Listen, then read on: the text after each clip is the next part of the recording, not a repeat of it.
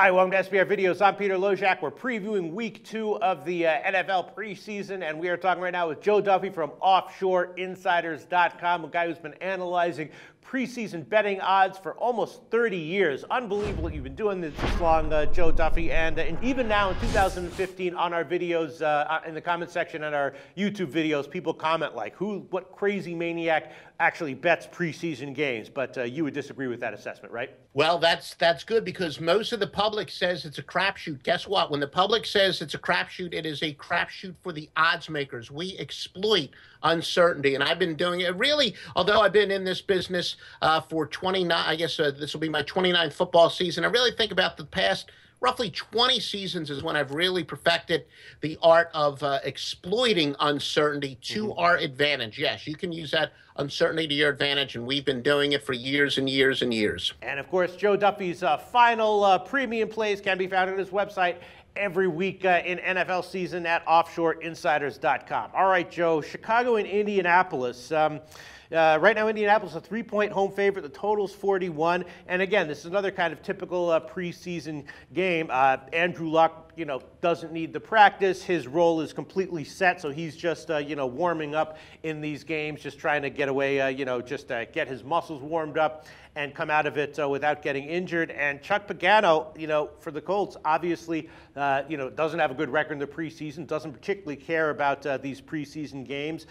Chicago, though, played kind of well in their first preseason game. They struggled on defense, but Jimmy Clausen played a good game at quarterback. Here they're getting 3 points. So I think in light of, maybe Indianapolis's weakness and the fact that they're giving 3 points and the, Chuck Pagano's record in the preseason, do we like Chicago here getting 3? Well, yeah, the Bears, though, keep in mind they're going to be without Alshon Jeffrey, who is far and away their top receiver. Also, their 7th overall pick, Kevin White, both going to be out. These teams have practiced actually together. They've done the inter-squad scrimmages, and the Colts offenses look very sharp in the scrimmages with the Bears. Meanwhile, the Bears are learning a quicker-paced offense, and they've been struggling. And again, with Jay Cutler, one of the most overrated quarterbacks ever. They say the learning curve's been a little bit rough for him and his teammates learning this up-tempo offense. And the Bears players have even said that the Colts defense that they've been facing in these scrimmages have been faster than their defense, especially they play a little bit different schemes. So I actually think the Bears offense could struggle. So I'm not so sure I agree with you. That doesn't necessarily mean that I disagree. I'm not saying I'm going the other way, but I would take a look at that a little bit longer before going with the Bears. Really, but the funny part is that despite the fact that this is preseason, we actually have same season similar results to look at. Indianapolis, of course, played the Eagles, who also play an up-tempo offense in week 1, and they got blown out. Their secondary looked very vulnerable. They got completely exposed. It could have even been a lot worse because the Eagles quarterbacks missed some passes. The final score could have been, it could have been even more of a blowout. So if they're facing the same thing here, why do we expect a different result? Well, the Eagles offense, this will be their 3rd year in Chip Kelly, and they had some growing pains. The Eagles did. So the Eagles are probably the poster child for a team that is going to struggle, especially in what will only be their 2nd game of any sort, the preseason game. So when you change the tempo of the offense, there is a big learning curve.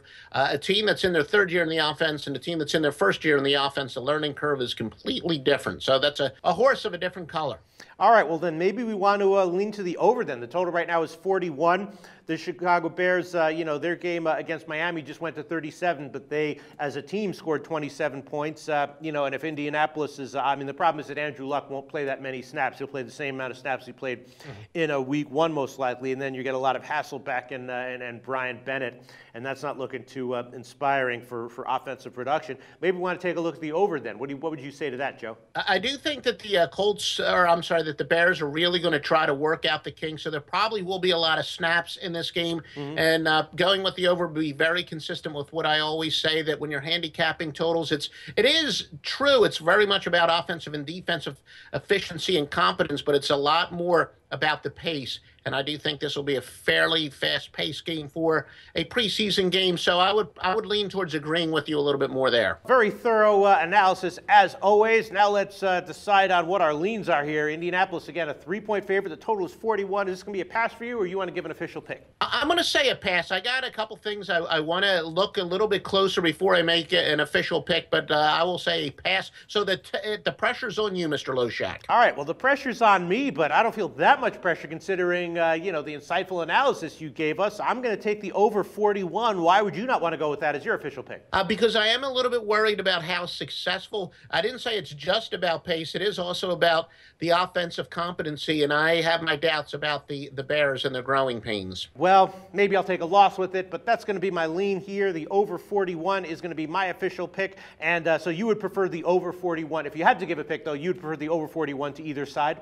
Yeah, my official lean would be for the over. But officially, for the purposes of our record keeping in these videos, it's a pass for Joe Duffy. No pick for Joe Duffy. I'll be on record officially taking the over 41. Thanks so much, Joe.